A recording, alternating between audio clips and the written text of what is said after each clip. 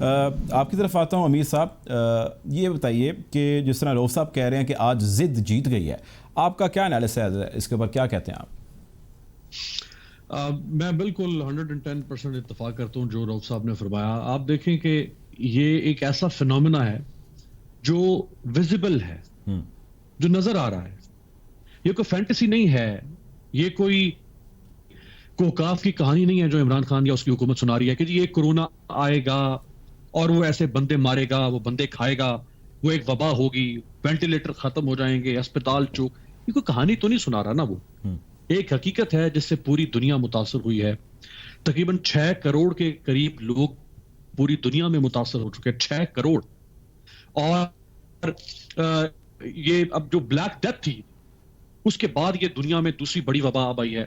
اور دنیا کے طاقتور ملک جن کے سامنے پاکستان جیسے ملک کیا پدی کا شوربا، وہ طاقت ٹوٹ گئی ہے، وہ بے بس ہو چکے ہیں اس آفت خداوندی کے سامنے. ایک ہمارا ملک ہے کہ جس میں جمہوریت کے چیمپئن، جس میں اس ملک کی قیادت کے ٹھیکیدار اور قیادت سنبھالنے کے دعوے کرنے والے، ان کو اتنا بھی احساس نہیں ہو رہا کہ وہ خود متاثر ہوئے ہیں اس سے. یعنی آپ ساری پارٹیز کی لیڈرشپ اٹھا کے دیکھ لیں، حکومت کے لوگوں کو اٹھا کے دیکھ لیں، یعنی خود بلاول بھٹو زرداری ایک پارٹی کا چیئرمین متاثر ہوا ہے.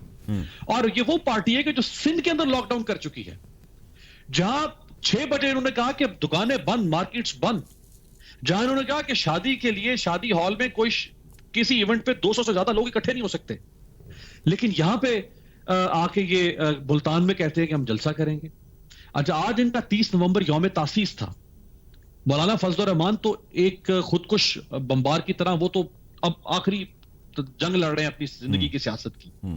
نواز شریف کی بھی اپنی زندگی کی آخری سیاسی جنگ ہے.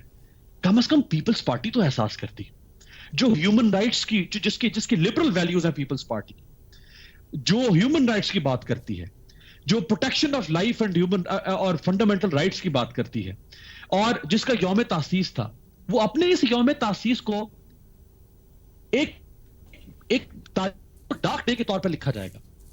کس طرح لوگ یاد کریں گے کہ ایک ایسی وبا سے ہم گزر رہے تھے. آج بھی یہ بات آپ دیکھ لیں جو ہوئی ہیں، تو کم از کم پیپلز پارٹی تو جو ہے وہ اس کے اندر کچھ خوف خدا کرتی.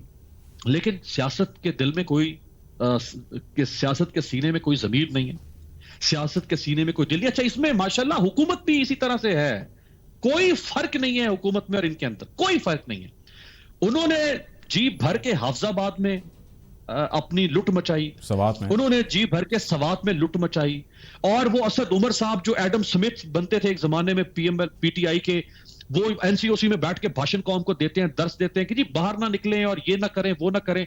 وہ خود لاڑکانہ اور سکھر پہنچے ہوئے، اور ایک anniversary gathering, anniversary event Asad Umar کے، اننیسیسری، جن کے بغیر گزارا ہو سکتا ہے، لیکن وہ وہاں پہنچے ہوئے. تو مطلب یہ سب انسانی خون کے پیاسے ہیں. ٹھیک ہے، آپ کا پوائنٹ آ گیا امیر صاحب.